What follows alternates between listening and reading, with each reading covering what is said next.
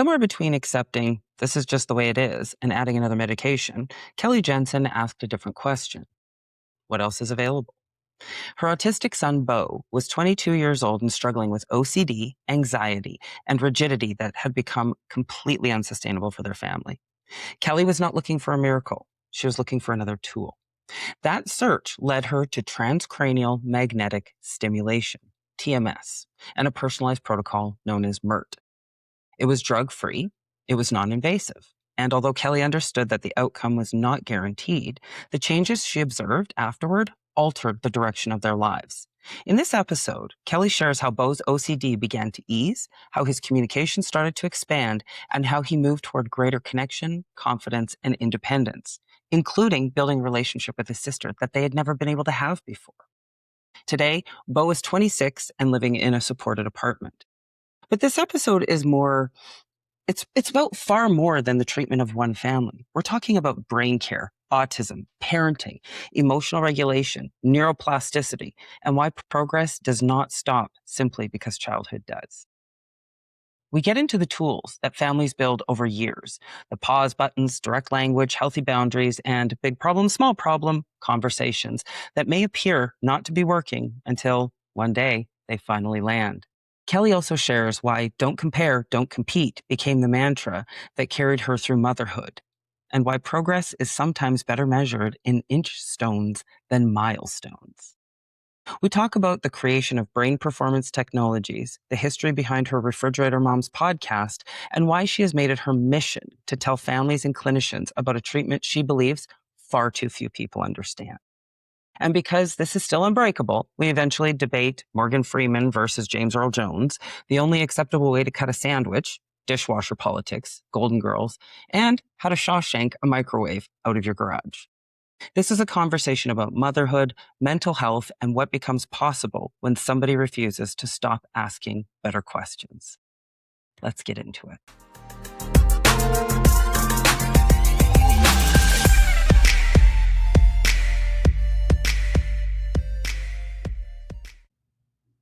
And welcome back, listeners, to another episode of the Unbreakable Podcast. Today, I'm delighted to welcome Kelley Jensen, who is the podcast host of Refrigerator Moms and does so much more in the community than you can even wrap your arms around. Kelley, hello. Hello. Thank you for having me. Oh, it's so happy. We're just delighted to have you. You do some really interesting work, and I think I'd like to just dive in and talk a little bit about your work, do a little bit of an introduction for our listeners, and then we'll just jump into the conversation. Sure. Thank you. So we were talking before we started recording, and I told you about my 26-year-old autistic son, who is, severely autistic, a really gregarious and wonderful person. But like so many people who are living with autism, he can be very rigid, and he was developing a hoarding problem as a result of comorbidity of OCD. When he was about 22, it was unsustainable. So I said, there's got to be something other than medication, because I have him on all of the medication that's been recommended to me over the years. Well, what else can we do? What treatments are available for OCD? And I learned that transcranial magnetic stimulation, TMS, is FDA cleared for OCD. And I said, well, what is this? And why haven't I ever heard of it? And I learned of a version of TMS called MERT, magnetic e-resonance therapy, that is popular in the autistic community. And I said, well, that's it. I have to do it. It's drug-free. It's non-invasive. It may not help him, but it's not going to hurt him. So we're doing it. And Beautiful. He got a life-changing results. It alleviated his OCD probably about week 4. The treatment itself is 5 days a week for 6 weeks, 6 to 8 weeks. And probably about week 4, we had a noticeable relief of OCD, and the results kept coming, and they peaked probably about 8 months after the treatment was over. And I am now a mom on a mission to talk about TMS or MERT in any of its protocols through a company that I started called Brain Performance Technologies. That is a medical service organization, meaning that it helps doctors put TMS in their practices. So that is my journey. I want everybody to know about TMS, because it's not just something that's available for autistic people. It's available for anyone who wants better mental health. Oh, that's an interesting point. So, talk a little bit about when you think about the people who walk through your door who are let's place our autistic families on pause for a second, and Okay. let's talk to those people who maybe have been dealing with depression or anxiety or in Sure. this case OCD. So depression enjoys the most insurance coverage. It is TMS was developed in the 80s in Scandinavia, believe it or not. It was Hmm. FDA approved in 2008 as a treatment for depression, and it had full integration into most health plans by 2012. And it's just that it's underutilized by people who prescribe medications or therapies for depression. It's unfortunately only prescribed by about 1% of all of the doctors here in the States. So it is not experimental, it is not alternative, it is available to anyone who is struggling with depression as part of their insurance. That said, it is also received FDA clearance for OCD, which is how I found it, anxious depression, smoking cessation, believe it or not, and migraines. And just this year, I'm very excited to tell everybody that it is a version of it. This is the version I did for my son Mert, has been FDA cleared for PTSD. It's going to be the first new medical intervention for PTSD in over 25 years. So it's quite exciting and Powerful. well deserved for people that struggle with PTSD. Truly. And so, is there, like, when I think about something like Veterans Affairs, I have a service member in my family who served overseas, went to Afghanistan. I have another one who was in Yugoslavia in 1994. That was a terrible, terrible time to be there. Um, When you think about the possibilities and the capabilities, do you have any partnerships or any intend to partner or educate, like our Veterans Affairs type of organizations?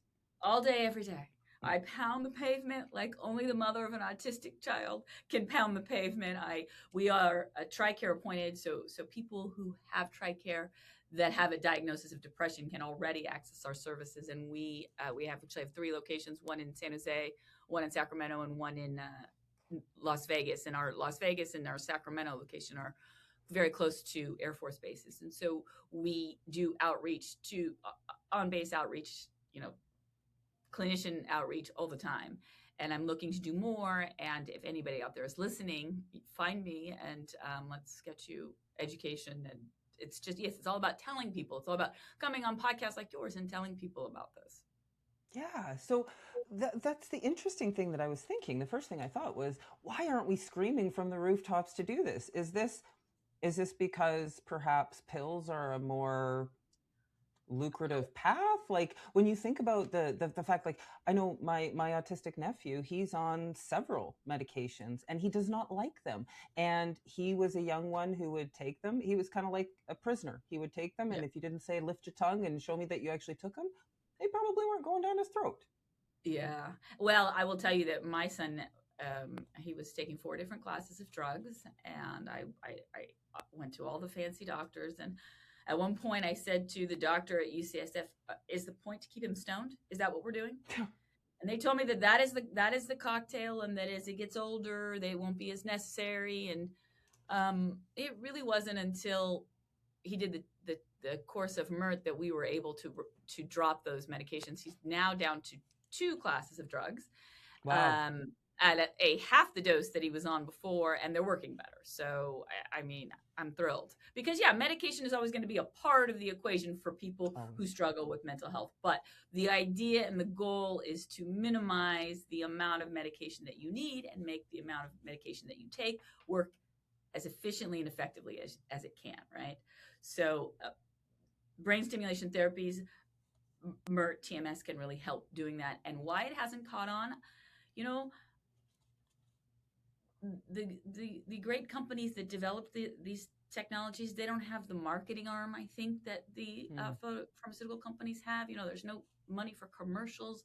There's no Yeah. money for, you can't just send a group of cute little reps to doctor's office with a sample pack. It's a big machine, and they're expensive. They're capital intensive, and that's not as easy as writing a prescription. And it's easy to be cynical, but what other explanation is there?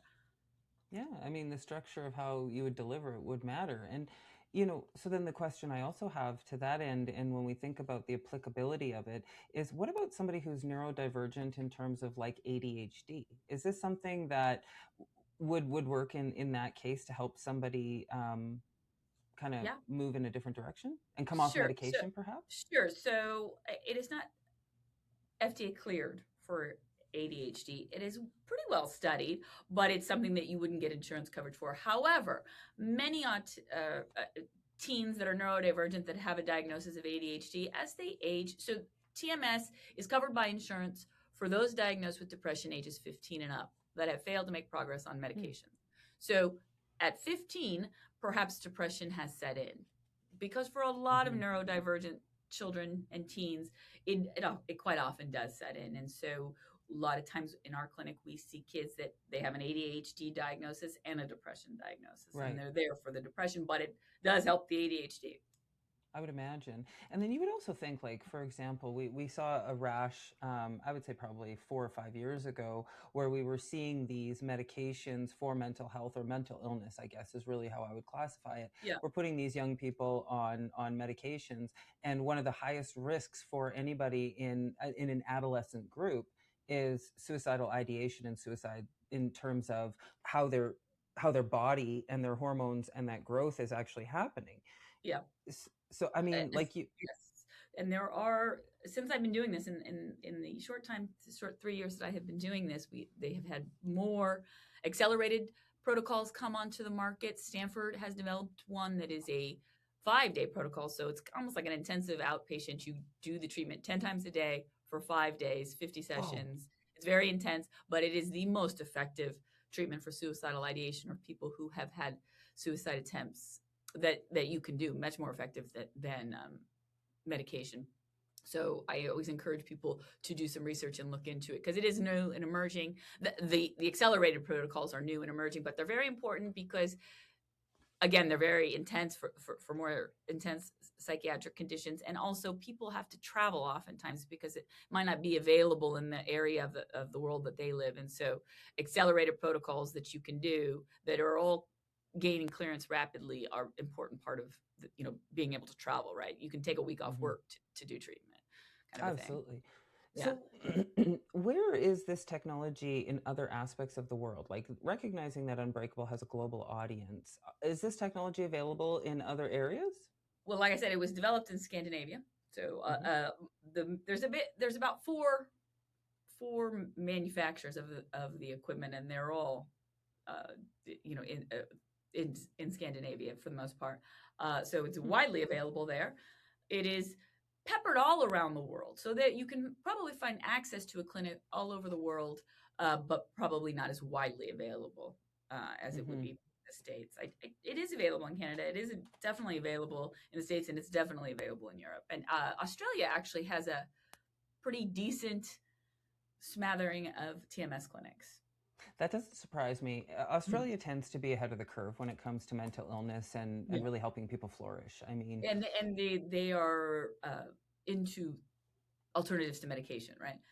Very much so, very much Yeah. so. And so let's switch gears a little bit. I want to hear, about the outcomes. I'm an outcome-based person. I love hearing the stories. And I think when I think about what your son has experienced and what he's gone through, I would love to hear how that impact has been for his quality of life in terms of him maturing as an adult. But then after that, I would really love to hear about what that's done for your other son, for you, for your husband, in terms of seeing him, Yeah, grow as a sure. person.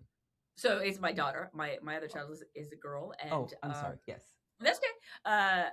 I mean, she's thrilled. They have a great. He calls her every day, and they talk every Oh, day. And it tickles her pink that and it was the kind of thing when they were growing up where they didn't really have much of a relationship. She was oh, they're just 17 months apart, but he was sort of in his own world. He always had a little bit of language, but never really enough to have great conversations with her. But now, they are thick as thieves, and so that is something that is a great relief to me because yeah. what happens when I'm gone is the question all parents of autistic people struggle with and keep us up. What happens if I'm gone? What happens if I'm gone? Um, Yeah. he did. I did not do the treatment to get a bump in his language. I, would have never dreamed that would have worked No. at 22 years old, and I would have. He had enough language for me not to be greedy. We used to say, right? He could tell me where it hurt, and he could, we had like a little shorthand for language, but his language did blossom, and I think it's because he was just so much less anxious, so he could Mm. process the language that he did have. He wouldn't kind of go white like he used to when he was just chock full of anxiety. And language begets language. So the more that you talk and the more impact Yeah. your words have, the more you want to talk. And so better communication continues to blossom for him. And that is really obviously amazing. Um, Yeah. he moved into an apartment in October Oh. here, which was, I mean, obviously, he's always going to be severely autistic. That is his label, and that will not change. And he does have caregivers, but the fact that he could do it is a partial answer. It starts the framework for the answer to the question, what happens when I'm gone, right? Absolutely. So 26 years old, living in an apartment, that is something that definitely was not possible when he was 22 and shoving bags in the car just to go to the grocery store. Well, not only that, but I think that what it also does is it builds that self-confidence. And what I tend to find with people is like I work with Special Olympians in my spare time. I've got a little golfer, and she's just wonderful. And if you're watching, shout out to you, little miss. She loves a good shout out. But what I find is it's a very interesting societal kind of behavior or culture where we talk slower and Yeah, louder, and we yeah, just don't like, there's just no normal interaction to yeah, support somebody and actually just treat them like a human. Do you right. find that? Well, yeah, I will say that probably one of the most lovely things about him doing treatment is that the grocery store didn't stop being about the stuff. It stopped being about the three items he could pick for his snacks and loading the cart with the stuff in the aisles, and it started more being about a community outing. He had to go to say hi to the gals in the bakery and the gals in the deli, and then he would always stop by, and he remembers everybody's name. He's one of those people with those incredible memories, and every butcher's name, and so it became a community event, and that's lovely, right? Because Yeah. that is that's what builds confidence, is everybody Yeah. knowing your name and you knowing everybody else's name, and it not being about how many yogurts you're going to get, right? Which is what it was Yeah. about. Well, So and you that's think about lovely. Maslow's hierarchy of needs is, Yeah, food, shelter, safety, and belonging. And to suggest that somebody who's neurodivergent doesn't know what belonging means, or somebody who's autistic or what have you, is, I think, wrong, because we just have a different perception of time and space, right, right? In terms of right, how we process and how we show up. But belonging and having that confidence, um, that has to be so rewarding for you as a mom, even just to absolutely. see this young man blooming and coming into himself. Absolutely, of course, yes, and I want that for everybody, to the best of your ability, right? To the best that you can. And loneliness and autism is a very very much a pain point, and it's a pain point because autistic people's brains do work differently, and maybe they don't understand social interaction, communication, that it's a two-way street, nonverbal Yeah. communication, social cues, all these things that they struggle with, that Yes. they need practice at, oftentimes they don't get. And Hmm. so if you don't get it, then you don't learn it. And if you don't learn it, That's right. going to the grocery store twice a week to say hi, everybody, is how you learn social interactions. And then that does help stave off loneliness, right? So Yeah. we're all connected in that way. Your patience and your grace in this journey, I think, is such a powerful um, element.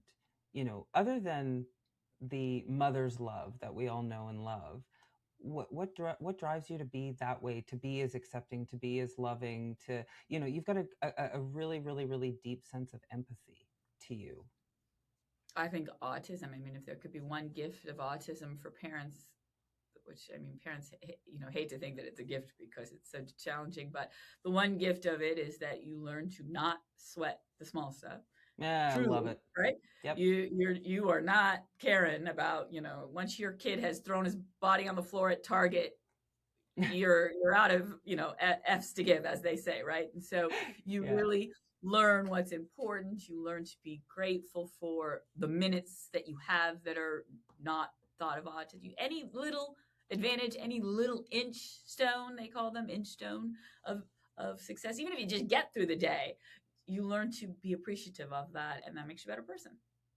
It does. But I think, I think we also come with the programming that allows us to either be or not be a good person. I have met Yeah. a number of parents who are impatient and intolerant of their children's diagnosis. There are parents who are ashamed of it. And Yeah. so I think that speaks to you as a person and your resilience. And so, because we create these generational legacies that we leave behind based off of who we are and where we've come from. I would love to hear a little bit more about you and where you've come from that has lent to this enormous amount of resilience that is providing this space for people to grow, learn, and thrive. That's thank you. I appreciate that. That's quite kind of you to say. And something I haven't really put a whole lot of thought into, but I guess sense of self, maybe Mm. knowing myself. And I have this mantra that I told you about my friend that I have a podcast with the refrigerator mom, Juliana. She always quoting me back to me. Don't compare, don't compete is my mantra. It is something that I developed very early in life. And I think don't compare, don't compete is what allows you to be the best person you can be and not worry how you stack up to others and not be ashamed of that diagnosis and not be stuck on progress, stuck on milestones, ticking off boxes that they've done this, they haven't done that, right? Or even comparing one child to the other child. So Mm. I don't compare, don't compete is probably my overarching. Sometimes you have to tell yourself that every day. Sometimes you have to tell Yeah. yourself that every hour because Yeah. self acceptance is a practice. It's not something it's not one and done, is it? Right? No, no. It's interesting because, Kelley, this conversation is very timely as well, because here on the Unbreakable podcast, what we do with people who have really neat tools is we pilot them. We have something called the Unbreakable Practice Lab. And right now we've just launched the first practice lab, and it is really cool. So there's a founder here in the Calgary area. His name is Dale Light, and he has developed a tool called William Tells All. And what it is it's a web-based application, and you record your own affirmations and you place them over binaural beats and you listen to them. And he's got reams and reams of studies that show that it actually helps with, neural pathways and lighting them up. And, if you were to look through Unbreakable section 3 is called The Science of How We Rise. And it's all psychology, neurology, and the resiliency, the pillars of resiliency, which are problem solving, empathy, emotional regulation, and self-confidence. And what we've done is we've pulled together a cohort of, I think, about 13 different people who have different walks of life. Our youngest participant is 12. Oh, And and she's, I mean, at first she was like, I really don't like listening to my own voice. And, what I've said is, you listen to your own voice, that's full self-acceptance, because radical self-acceptance is hearing your voice. And as a podcaster, I'm sure you know this. At first, we're kind of like, ugh, it's, that's how I right. sound. And then, oh my gosh, Yeah. I droned on for so long. And then, we can be so critical of ourselves.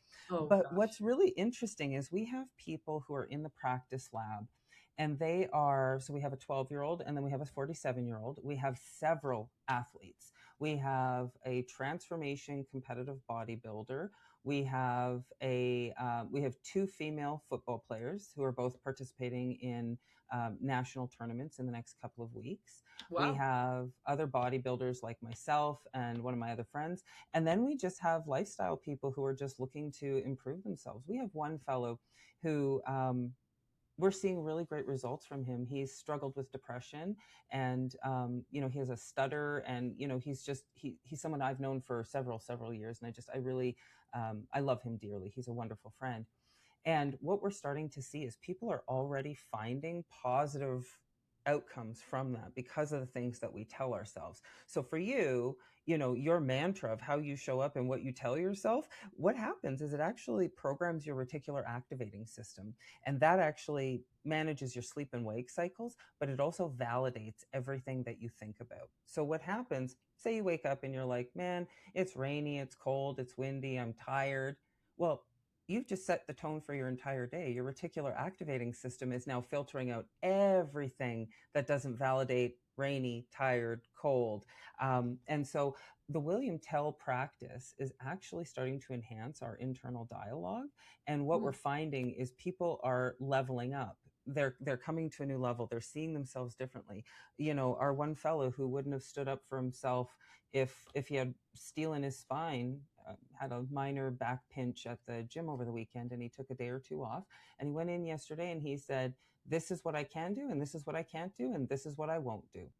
And he told me that, and I was like, I've worked with this individual for years in a mental health capacity, and I was like, who the heck are you? This is amazing. He would never have done that before. So these these brain hacking theories and things like that are one thing, but then you have this beautiful science, and if you were to marry those two things together, I think it's lights out. That's awesome. That's awesome. Yeah, I completely agree with you. And you know, with my son over the years, and sometimes all we had was one or two words. You know, we had to get the point across in one or two words because that was all of the language that he had. And it's amazing how much you can pack into a word, right? With intention and with you know, very specific goals.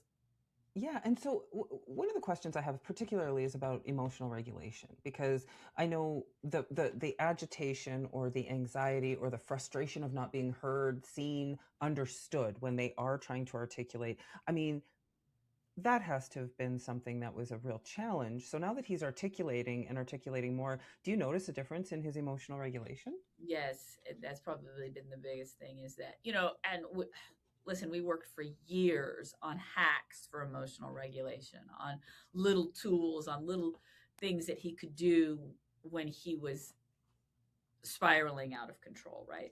Breathing exercises, and there's something called the zones of regulation as a, you know, you associate a color with a feeling, so that in the moment where you have no words, you can just scream the word red, so that we'll know that you're, you know, we don't want to make you do anything when you're angry, right? We don't want to make you do anything when you're sad. So if you tell us that you're sad, then maybe let's just take the afternoon off, right? But if you can't tell us you're sad, then we're going to go about our day assuming that you're with the program. So we have all of these things that we've developed. We had this thing called, that we took us years, big problem, small problem, where we would label problems, because again, he was a very rigid thinker, and his calendar and his schedule was everything in life is going to life. And not going to be able to adhere to the calendar. Something's going to happen. Is it a big problem or small problem? And it was a way of naming kind of an abstract thing. You know, what's a big problem to me might not be a big problem to you, that kind of thing. And they were, all of those words were in there. All of those tools and hacks were in there, but they weren't necessarily translating to everyday life. And now he's in a calmer space, and he's coupled with maturing. He's just maturing in general, as we all do, right? Yeah. And we are able to discuss and learn a lot more about the things that are triggers for his regulation. And once you know the trigger, then you can avoid the trigger, or you can learn a positive coping mechanism for the trigger. It's a lifelong process, right? And for all of us, but especially for him. But that is, and we have learned that big problem, small problem, we didn't waste our time all those years of trying to learn a framework, big problem, small problem, because he's got it. He understands it now, and now we can talk about it. And it's just that we weren't getting as far as we could have with that early on, but it was in there, and it's still in there. So my advice to parents is keep going, even if you think that it's not working. It's, you know, people these days have a tendency to be impatient, right? It's not a 2-year process. It's not a 4-year process. It's a 18, 20-year process maybe. And that's what nobody wants to hear. And I wish I could make it go faster too, but life's a journey. Yeah, it is. And, you know, I ask that because, you know, with my special Olympian, that is her, I mean, she's a golfer, and man, she is lights out. She had a tournament here local 2 weeks ago, and it was her second tournament. And her first tournament, we got her in, and her first 9 was just fantastic. The second 9 just ate her lunch, and she had a complete meltdown.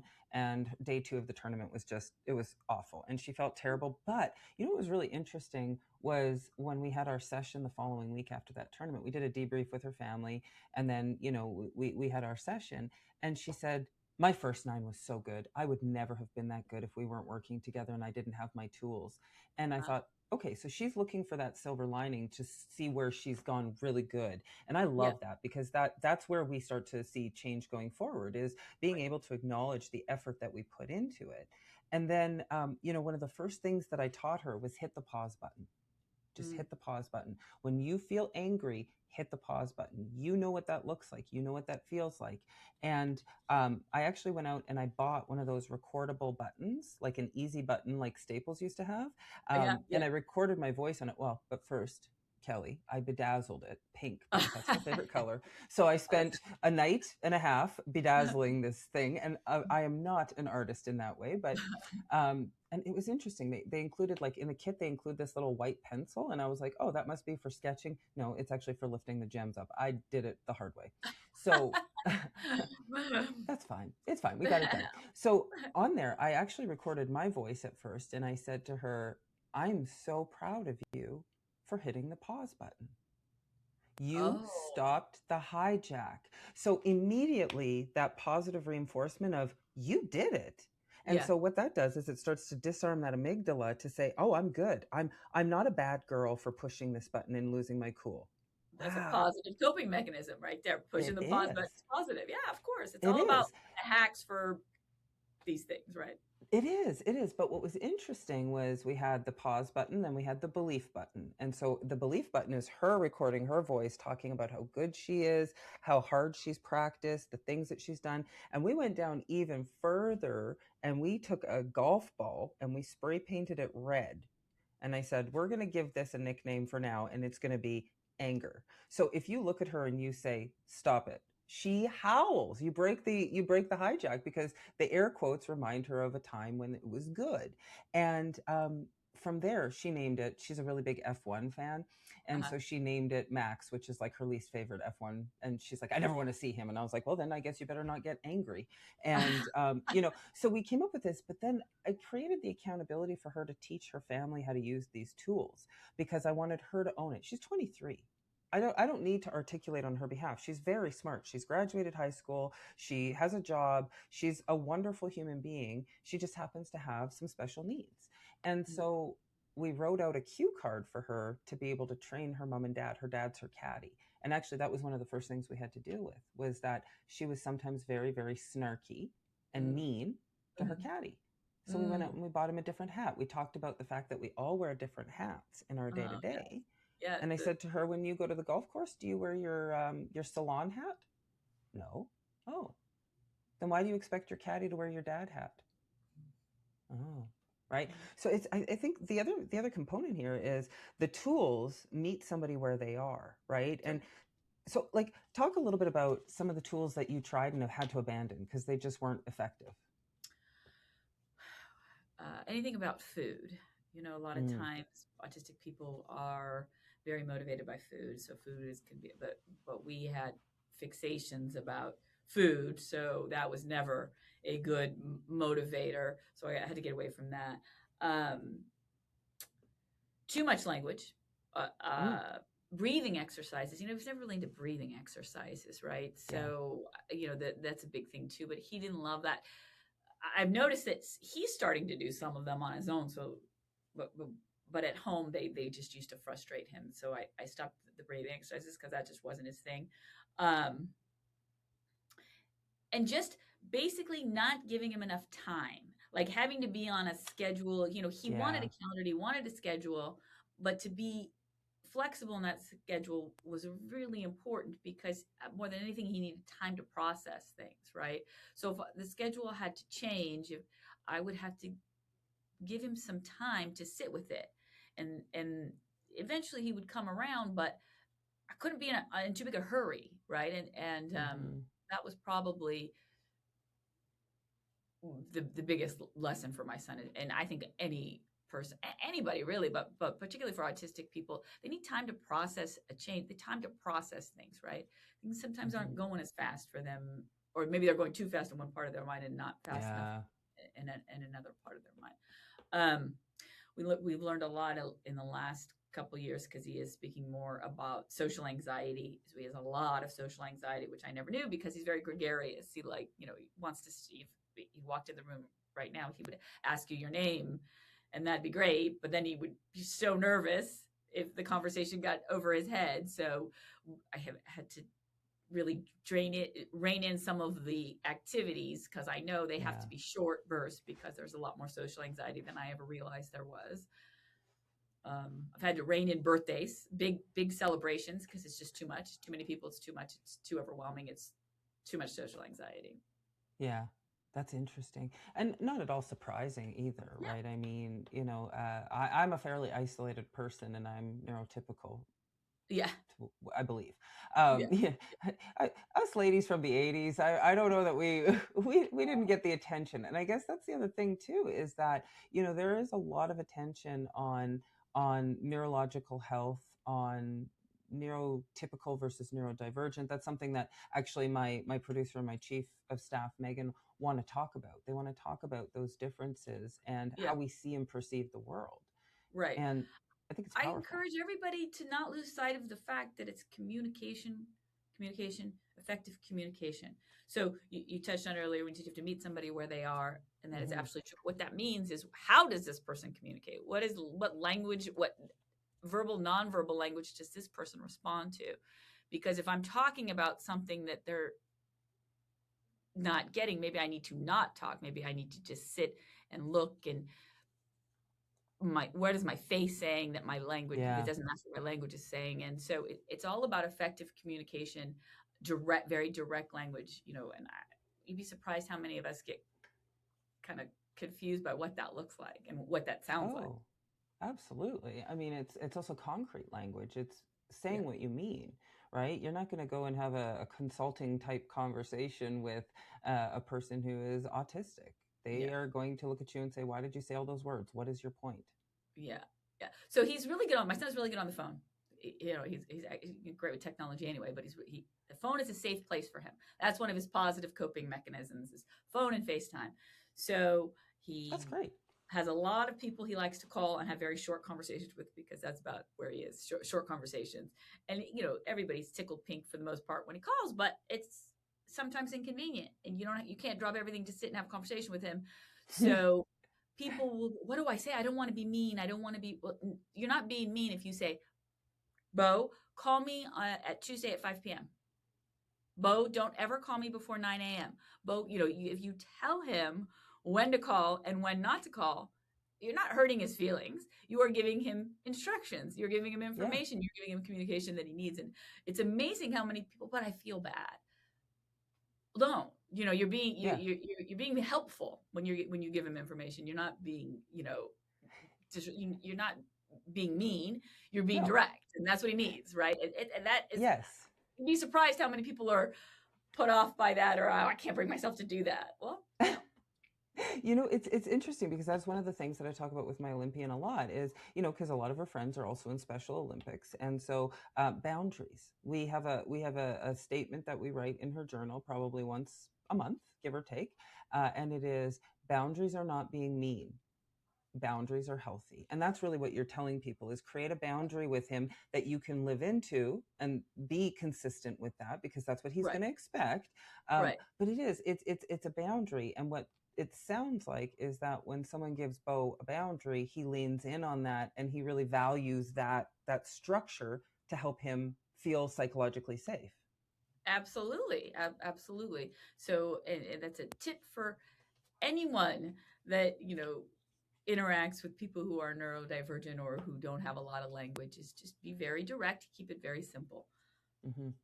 Yeah, absolutely. And so when you think about all of this journey, so Bo's treatment was a one-time thing? Do you have to go back again?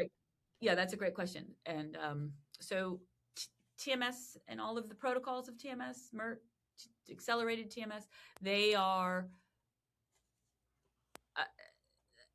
a treatment course that you do over 6 weeks, or if you're doing an accelerated version, you're doing it, the same amount of treatments in less than 6 weeks. They're drug-free, they're non-invasive. You can do them as often as you want. generally insurance depends on your insurance carrier, but if you're doing it for depression, insurance will usually pay for it once every 6 months. And some people Hmm.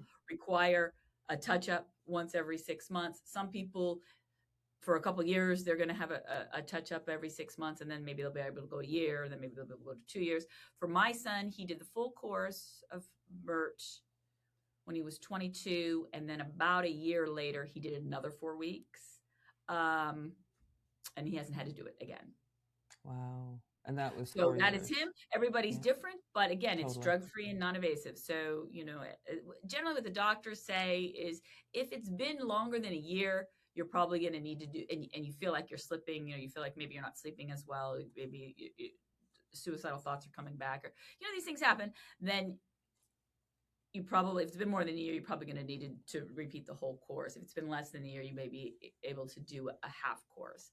my Hmm. my answer to people, sometimes I get a little frustrated because I feel like people are like, oh, so it's not permanent. No, when it comes to mental health, there is no cure, there is only No. management. It's a chronic Yeah. condition. Learn to manage the chronic condition, and if you're taking pills, you're taking pills for the rest of your life, is that right?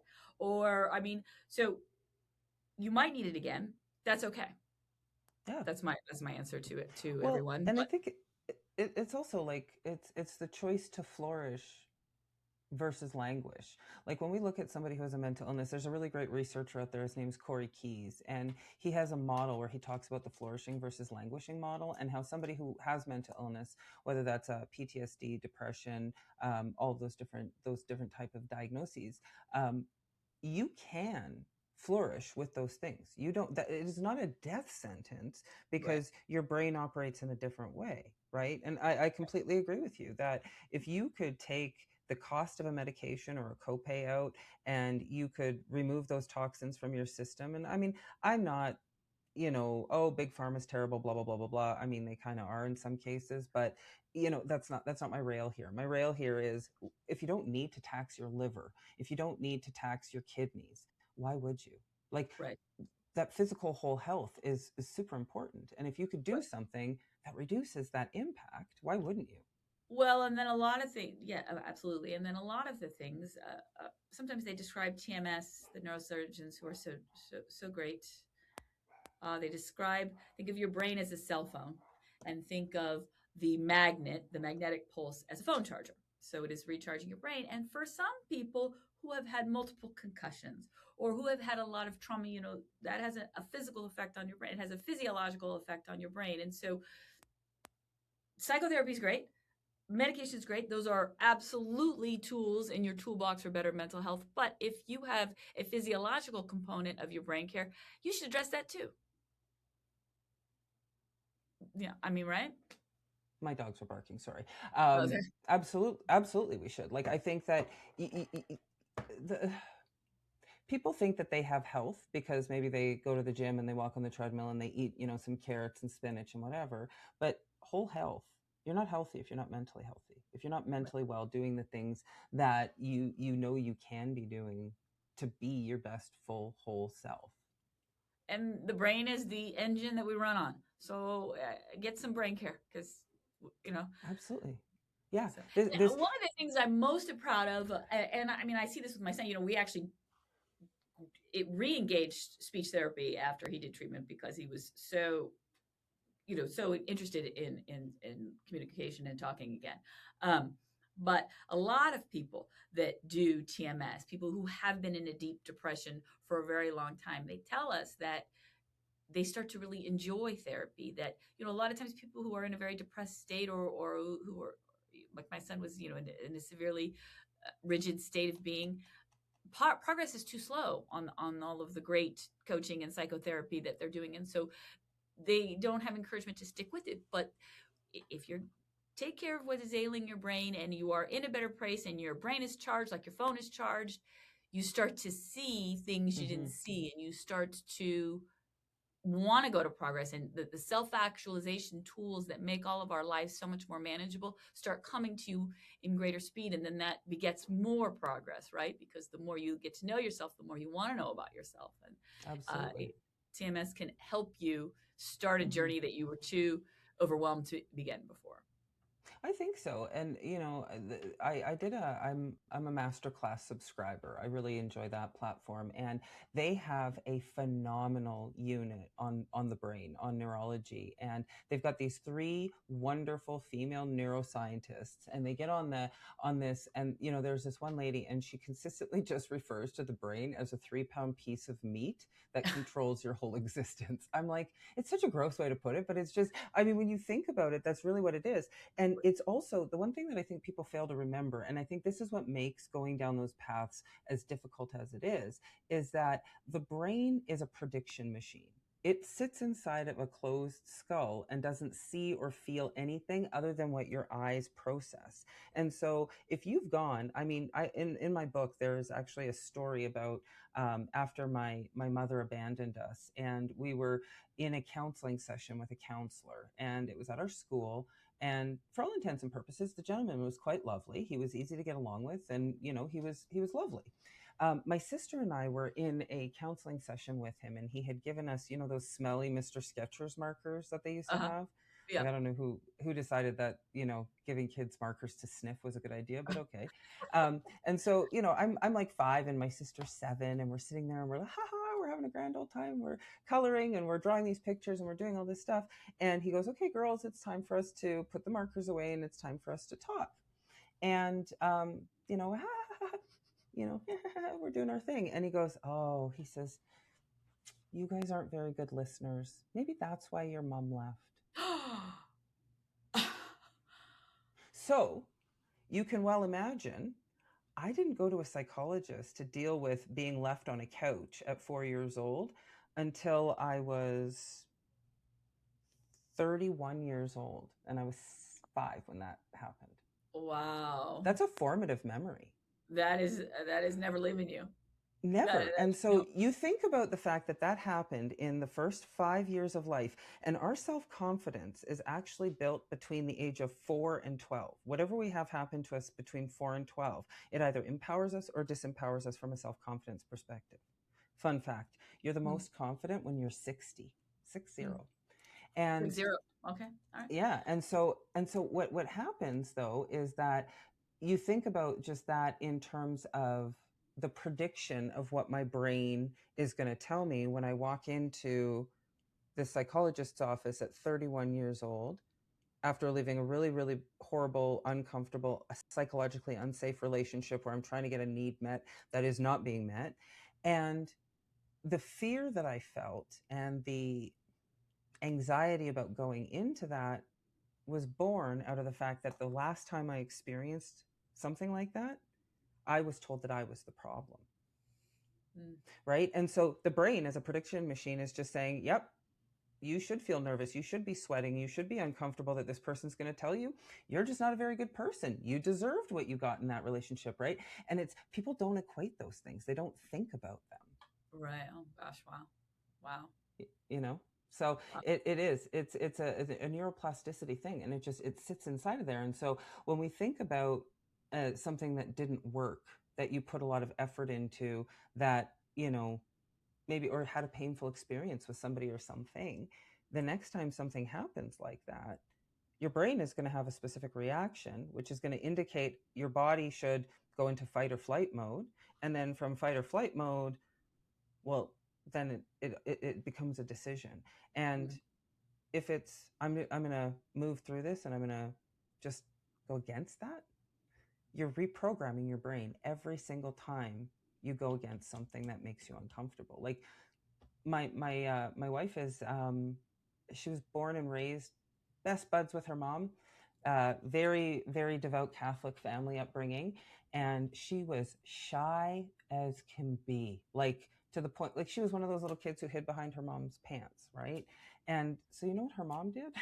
Her mom put her in every sport imaginable, and it's a good thing that she did, because now, I mean, I'll always brag about her. She's a 2-time silver medalist with Team Canada in women's tackle football, right? So, I mean, that's exceptional. And fundamentally, she believes that we do the things that scare us, and that's how we kill our anxiety. Action kills anxiety. It's true. It's true. Yeah, you can acknowledge it and not let it stop you, right? I mean, I'm a perfect example of that. I'm sitting here. I don't have any, I'm not a doctor. I don't have any experience in psychiatry or neurology. I'm certainly no neuroscience, but no one else is talking about this treatment. So here I go. Yeah. I'm going to do it because nobody else is doing it and somebody should tell you about it. That's my whole attitude. Yep. And I have a really good friend who's a neurosurgeon. I would love for her. She's in Australia, actually. She's Canadian living in Australia. We met on a plane. I meet a lot of people. Kelley, I mean, we have a saying in our family, strangers are just friends we haven't met yet. Canadians are golden retrievers. Right. And, it's funny, actually. I was at a comedy club. A client of mine took me out to the Gotham Comedy Club in New York City, down in Manhattan there.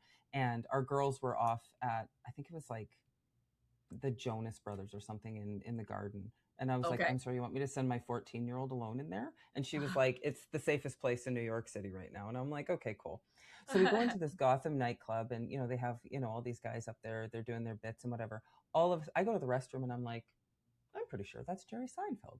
And I come back from the restroom. He is on the stage doing a set. And so he does like a little bit and then he's like, okay, let's just do some Q&A. Anybody got any questions for me? And we're all like, crickets. No, we don't. And this guy in like the mid front row, and Gotham is very, very, very intimate. And he goes, hey, Jerry, I'm from Canada. You want to come and have a drink with me? I'm from Toronto. I'm like, yeah, that's America's hat. Like, come to the West. And he goes, no, I don't want to have a drink with you. And then he looks at the crowd and he goes, Canadians, the golden retrievers of the world. And I'm like, hey, it's the truth. It's the truth. That is nothing to be ashamed of. I love all dogs, though. I love all dogs. Yes. I mean, who doesn't want to be a golden? I'd kill to be a golden retriever. Amen to that.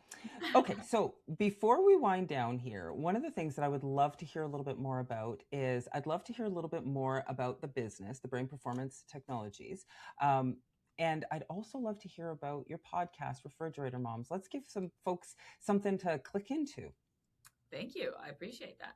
Brain Performance Technologies is a medical service organization. So if you are looking for transcranial magnetic stimulation, we offer several of the protocols for transcranial magnetic stimulation, and they are prescribed through some of our doctors. We have partner doctors.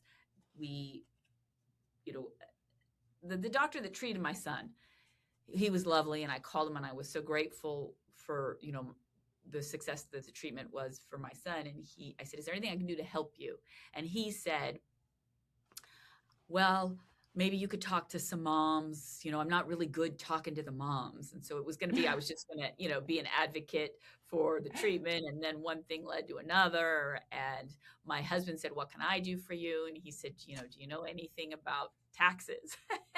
And so one day he said, I just really just want to be a doctor. I don't want to do marketing. I don't want to do payroll. And so that is what Brain Performance Technologies became. It became a service organization for his practice, and we have interventional psychiatry practices that we represent. Incredible. And we make it easy for them to practice medicine and but specifically TMS and all TMS protocols, and not worry about all of the stuff that goes into that. So if you are a doctor or a patient, you can look up Brain Performance Technologies and give us a call. We have 3 clinics. We have one in San Jose, one in Sacramento, and one in Las Vegas.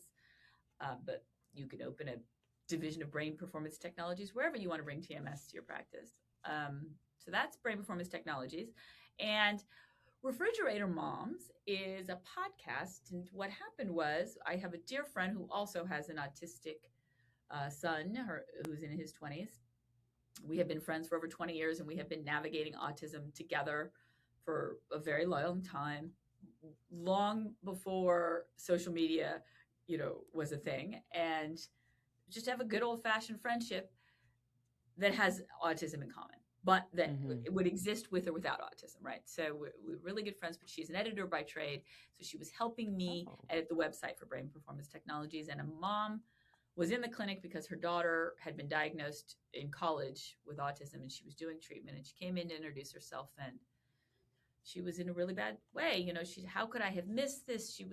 I thought that she was just quirky, and she was racked with guilt and all of the things that a mom goes through. And we sat with her for a long time, and gave her the tour of Autism 101, and she left, and we decided we needed to do something and be a resource, the big sisters for people who are navigating autism and neurodivergent parenting. And the Refrigerator Moms was born. And the Refrigerator Moms was our cheeky nod to the refrigerator mother theory that was the basis of early autism diagnoses, where it was thought that a mother caused autism by being a cold mother, by being a refrigerator mother. So if you were a cold mother, you were supposed to hug your child more or risk institutionalization of your child, which is what happened to a lot of moms who were just really advocating for it, who were fiercely going to see the doctor, wanting to find solutions for their child's inability to talk and all of the other their sensory needs of their children, and they were told it was their fault. So we decided that we should pay homage to them and turn the phrase on its ear. And so you can read we write papers, research papers. They're opinion pieces, but they're cited and researched on all topics of neurodivergence for parents that are up in the middle of the night, like I am, Googling, what do I do about OCD? What do I do about ARFID? What do I do about screen time? What do I do about, do I do ABA? Do I not do ABA? All of those questions that you have, we write a paper about it. And then in our podcast, we talk about the paper.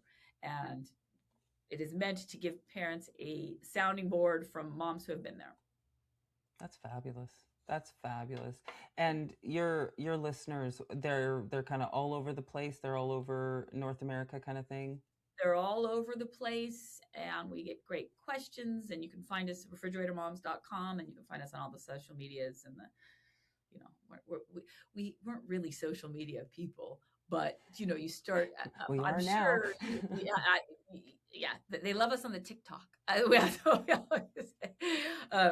It's a lot of work doing a podcast. I'm sure that I'm not telling you, anything you don't know. You some days I'm like, what have we done? But it's very worthwhile, and I love doing it. Of course, I love spending time with her, and I guess that is the joy of it being in your 50s, is that you get to do exactly what you want to do, right? Oh, absolutely. Well, and that's the same thing with our podcast, right? It is a labor of love. We toggle back and forth between a banter and a guest, and a banter and a guest. And, last week, I think we recorded one, it'll go live next week, and it went off the rails at the end. It was fun. I laughed so hard I cried. And it's because we play these games. And so I mentioned to you this before. So I've got these little debatable cards. So we were doing Would You Rathers on the last one. And those are unhinged, those ones sometimes. So I do these with my team, and they love them. And so I'm going to ask you a question, and I'm going to give you a couple of options that you can pick from, and I'll give you mine, and we'll see if we have a debate or if we have an agreement. And in a lot of cases, we agree on a lot of things when I get this out there. Okay. I've been saving this one because, you put this in front of Gen Z and they don't even know who it is. So the best narrator, Morgan Freeman or James Earl Jones? Oh, that's a good one. Isn't it? I love Morgan Freeman. I can't, I'm gonna go with Morgan Freeman. Yeah, this one's a tough one for me, but I also agree. Morgan Freeman, he sounds more reflective, I guess is what I would say. Shawshank, right? I mean, yes. It's just, I will always have the Shawshank in my. Shawshank is, in my opinion, one of the greatest movies of all time. Shawshank Redemption, and his narration of that movie solidified that answer for me. Yes, we actually just finished Shawshanking a whole bunch of garbage out of our garage because I didn't want to pay for a bin this spring, and then had a flood and had to pay for a bin. And so what we were doing, and actually it wasn't me, it was my wife Erin. She would take stuff, and she was like, "So I'm Shawshanking," and I was like, "I don't know what you're like. What are you talking about?" She's like, "I'm just putting a little bit of trash extra in our trash bin." So she got rid of a microwave. She got rid of car seats. She got rid of paintbrush. Like, it was crazy, the stuff that was non-recyclable that she was putting in there. So she was Shawshanking our trash, which I thought was hilarious. I'm like, well, we do pay for the service. So, okay, this is a good one. All right. How should silverware be put in the dishwasher? Handles up or nope down? The eternal debate, right? The eternal debate. I am up because I feel like it's going to get clean if it's up. Yeah. Oh, right? See, my concern is does everybody wash their hands before emptying the dishwasher? And so I tend to be Damn, that's my down. husband. What my husband tells me is that it depends on where the water's shooting out. So if the water's on, because sometimes it's on the spinner's on the top, right? The water's shooting out the Yep. top, and sometimes it's on the bottom. So I guess if it's on the bottom, you should put it upside down so that I way. think so. Most So I guess this one's a draw then, because it's Yeah. it depends on your machine. Fair. Also, I do not load the dishwasher. I'm not allowed, and if I do, it gets redone. I'm the one who loads it like a methed out raccoon, where I'm just like, okay, let's just get it in there, right? Yeah, just to get it done. I have a tendency to want to just cross it off my list of things to do. My husband's Correct. like more serious about it than I am. Yeah. Yes, good. So we have so much in common, Kelley. We I do. like this. Okay, the next one. What is the correct way to cut a sandwich? Diagonally or vertically? Diagonally. 100%. Agreed. Yeah. I mean, it's just cuter. Then you get that one little, you get that first bite, that's the perfect little bite there. Yes. I mean, anything you can make a triangle out of. Why not? The world doesn't have enough triangles. No, absolutely. It's fancier. It is. It's very fancy. It's like high tea fancy. They're all in triangles. That has to tell you something. Right? Okay. Greeting cards, a thoughtful expression, or throwing away money? Throwing away money. Yeah? Yeah. It's throwing away money. You can write. It's all about what you have to say. So you can have a very simple blank card. You can have a piece of paper, but if you nail the sentiment, I'm happier than if you have, spent 10 minutes reading what somebody else has to say. Or figuring out what somebody else has to say. Yeah. And the ones they have look at this. So my nephew is getting married in a couple of months, and for their reception, they have said, please don't buy us cards. But in fact, what we would like is for you to put a recipe together so that we can cook it together. And they've given you a recipe card with what it is, how long it takes, what the ingredients are, cook time and prep time, and then directions on the back. Oh my, that is I have a lot of nieces that are getting married. I'm going to steal that idea. That's fantastic. It's so good. So, and the thing is you could put it, like if you wanted to give them a little nest egg cash and, you go and you tuck it in with your little recipe card, but how cute is that? And it literally says on here, it's like, you're traveling across the way, and then instead of a guest book and instead of cards, give us a recipe card. And that's how this is their guest book. You people from Calgary, you have got it right here. Well, they're in PEI, but I'll take it. Okay. Okay, this is the last one. And this is one, oh man, this is a gooder. The Better Sick Day Show. The Price is Right or The Golden Girls? Oh, The Golden Girls. I am a fan of The Golden Girls. I will drop everything for The Golden Girls. Marathons of Golden Girls love it. Yeah. I know. I'm fairly certain that I'm a healthy mix of all of them kind of put together. If you were one Golden Girl, who would you be? Dorothy. Yeah. Yeah, I mean that's she's my jam. I love them all. I mean, you gotta love them all. You do. I mean, I've got a stern face of Dorothy, the sass of Sophia, the genuine authenticity of Rose. Yeah. And, there's a little Blanche in there too. Let's be honest. We should all have the world would be a better place if we all had a little Blanche in us. I agree. That's amazing. Kelley, this has been such a great conversation. I am so excited. I'm like, maybe I'll just come down. I don't want to find somebody in Canada. I'm going to come down and do some medical tourism. Come on down. We'd love to have you. You can do the accelerated version. We have people come from far and wide, particularly for autism. But for any condition, the accelerated protocols. If you're listening to this and if you're struggling with suicidal ideation, do it. Don't hesitate. Get it done because it is very, very effective at managing suicidal ideation. Yeah, absolutely. So all things considered, this was a fantastic conversation. We've covered so much ground in the past hour. If you were to leave people, the population, with one final thought, what would that be? TMS is not experimental. It is not alternative medicine. It is established medicine. It is just underutilized. So don't let that stop you, because don't underutilize it because your doctor doesn't know about it. Don't underutilize it because only 1% of doctors are talking about it. Do some research. It will not take you long to be as shocked as I was to find that this is a valid medical intervention. Look into it, talk to a doctor that prescribes it, and something new that is there for you, that is not experimental and it is not alternative.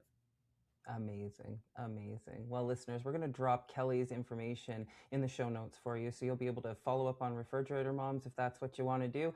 But we do want to give you the information for the clinic so you can check it out, check this technology out. And remember, protect your peace, chase your dreams, and stay unbreakable.